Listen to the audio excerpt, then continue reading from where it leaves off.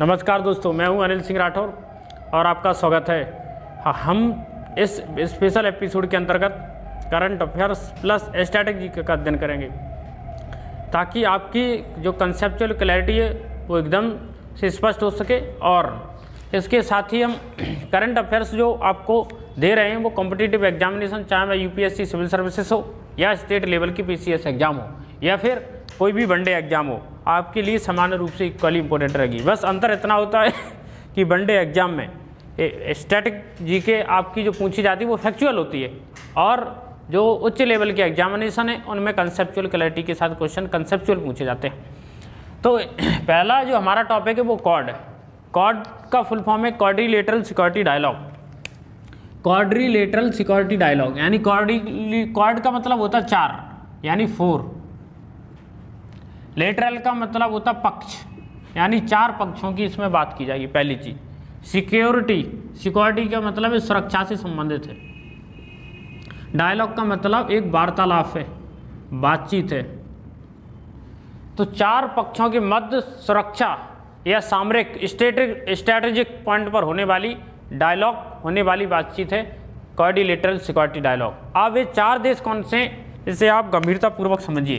ये चार देश हैं USA, United state of America, Republic of India, Japan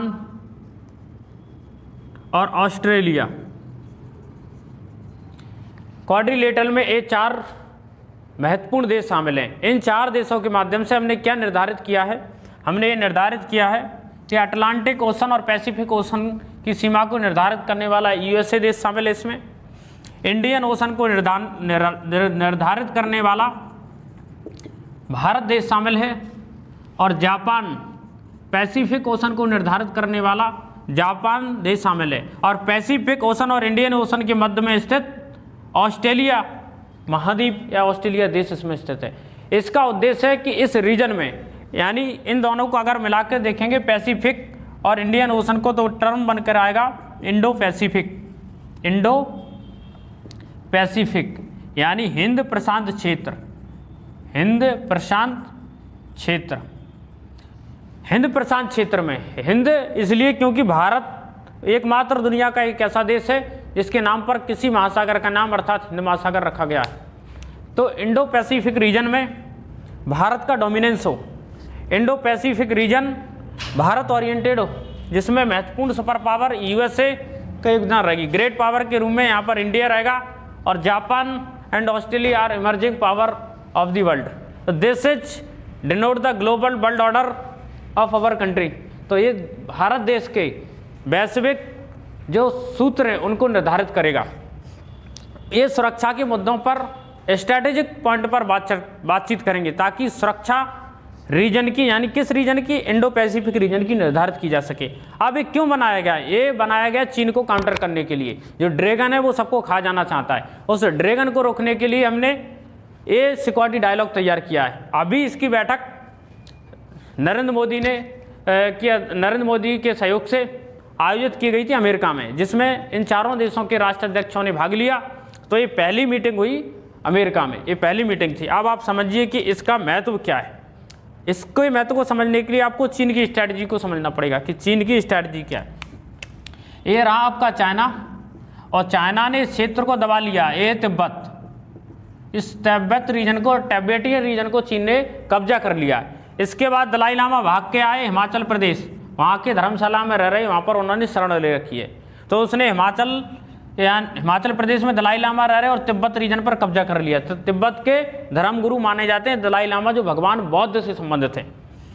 अब आप ये समझिए, यहाँ पर अपना चुन्नू छोटा सा भाई पाकिस्तान है। इस पाकिस्तान के साथ चीन ने समझौता करके यहाँ सीपैक का निर्माण किया। CPEC, China Pakistan economic corridor, यानी ये इस टर्म से आप इस चीज को स्पष्ट कर लेंगे। चाइना और पाकिस्तान दो देशों ने मिलकर इससे स्टार्ट किया है। किस चीज से संबंधित? इकोनॉमिक से संबंधित है। कॉरिडोर का मतलब होता है व्यापारिक गलियारा, जिसमें व्यापारिक चीजें आती जाती हैं, उनका इंपोर्ट और एक्सपोर्ट होता है, उनका परिवहन होता है, ट्रांसपोर्टेशन होता है, उन्हें बोला जाता है कॉरिडोर। तो एक ऐसा रास्ता बनाया जा रहा है चीन से लेकर पाकिस्तान तक जाने वाला एक रास्ता है, और आगे भी अफगानिस्तान ईरान तक ले जाने की कोशिश है उनकी। तो इसके माध्यम से वो क्या कर रहा है, ये रास्ता भारत के जम्मू कश्मीर के पाकिस्तान ऑक्युपाइड कश्मीर से होकर जाता है, जो कि भारत का अभिन्न हिस्सा है। इसलिए भारत की सुरक्षा के लिए ये रास्ता खतरा है।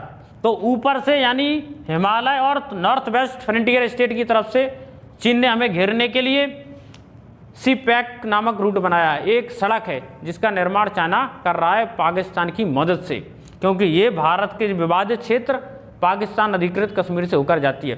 तो ये उत्तर की तरफ से और पश्चिम की तरफ से भारत को घेरने की नीति है। इसके अलावा चीन, ये बांग्लादेश है, ये श्रीलंका है और ये म्यांमार है। यहाँ से होके यहाँ पर जो छोटे छोटे द्वीप हैं उन पर कब्जा कर रहा है। जैसे श्रीलंका के हम्बनटोटा द्वीप को 90 साल की लीज पर यानी पट्टे पर ले लिया है। 90 ईयर की लीज या पट्टे पर ले रखा है हम्बनटोटा द्वीप को। किसने? चाइना ने। और अब उसका हालांकि यूज करने की ये बात है कि व्यापारिक यूज होगा, लेकिन चीन पर हम भरोसा नहीं कर सकते। वो मिलिट्री यूज इसका कर सकता है, सिक्योरिटी के लिए यूज कर सकता है। इस व्यवस्था को चीन जो स्ट्रेटेजिक थिंकर हैं वो नाम देते हैं स्ट्रिंग ऑफ पेरल्स, यानी पल्स, मोतियों की माला। मोतियों की माला के माध्यम से क्या होगा, आप इस चीज को समझिए। ये जो व्यवस्था है इसे कहा जाता है मोतियों की माला। अब आप देखिए इस ड्रैगन ने, इस चाइना ने कैसी हरकतें की हैं। इसने उत्तर की तरफ से सी पैक बनाया, चाइना पाकिस्तान इकोनॉमिक कॉरिडोर, और इसके माध्यम से उत्तर और नॉर्थ वेस्ट फ्रंटियर स्टेट से हमें घेरने की कोशिश की है। और हिंद महासागर, यहाँ साउथ चाइना सी है, उस साउथ चाइना सी से हिंद महासागर यानी बंगाल की खाड़ी और अरब सागर से होती हुई हमें घेरने का प्रयास किया। इसको काउंटर करने के लिए यानी चीन की इस रणनीति को फैल करने के लिए हमने क्या किया, हमने विश्व के शक्तिशाली देशों का सहयोग लिया और अपने साथ उन्हें लाए और एक नए संगठन, सुरक्षा संगठन का निर्माण कर दिया, जो शीघ्र ही इसके हेडक्वार्टर के रूप में मौजूद होगा और जो दुनिया का सबसे शक्तिशाली संगठन होगा, जिसका नाम रहेगा क्वाड, जिसमें यूएसए, इंडिया, ऑस्ट्रेलिया और जापान रहेंगे। ये चीन को रोकने की प्रभावशाली रणनीति है। आप इस चीज़ को समझिए कि जो चीन है वो एक कम्युनिस्ट देश है और लोकतंत्र डेमोक्रेसी नाम की कोई चीज़ नहीं है। इसलिए अगर चीन का उभार होता है, चीन इमर्ज करता है, तो ये डेमोक्रेसी की अवहेलना है। ये डेमोक्रेसी इससे कमज़ोर होती है, क्योंकि जो लोकतांत्रिक देश हैं वो यदि आगे नहीं बढ़ पाते और चीन एक साम्यवादी देश होकर आगे बढ़ता है, तो लोकतांत्रिक देशों की ये माना जाता है कि उनकी आर्थिक व्यवस्थाएं, राजनीतिक व्यवस्थाएं कमज़ोर पड़ रही हैं। इसलिए चीन की जीत साम्यवाद और तानाशाही की जीत है, भारत की जीत, यूएसए की जीत लोकतंत्र और डेमोक्रेसी की जीत है। इससे देश की जनता या विश्व की जनता को एक मानव अधिकार प्राप्त होंगे, स्वतंत्रता प्राप्त होगी, जबकि चीन में मानव अधिकार जैसी कोई चीज़ नहीं है। मेरी आशा है कि एक स्ट्रैटेजिक मुद्दा आपको समझ में आ गया होगा। अगले हम किसी महत्वपूर्ण मुद्दे के साथ फिर मिलेंगे। नमस्कार, जय हिंद।